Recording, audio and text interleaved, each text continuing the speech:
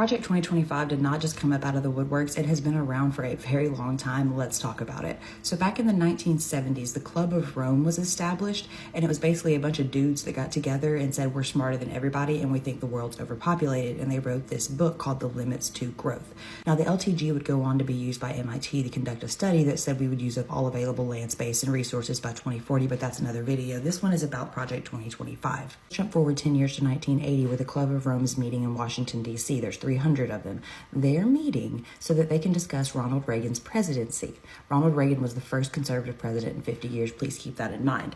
Anyways, according to the records of this meeting, they were discussing the surplus population on the earth and what they could do about it and how to take out America's industrial heart. Jump ahead to December of 1980, where the Club of Rome meets up in Washington, D.C. again. This time they're hearing from the Heritage Foundation. The Heritage Foundation is going to give them a list of 3,000 names for the Reagan administration to make the most conservative right-wing changes they had ever seen. Does that not sound like Project 2025? And guess who wrote Project 2025? The Heritage Foundation. Now remember, Ronald Reagan was the first conservative president in 50 plus years. He made some of the biggest changes in the United States ever. The world has not been the same since Ronald Reagan, right?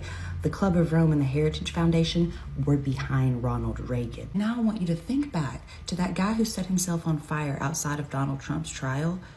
What was he saying in his manifesto? Oh, right.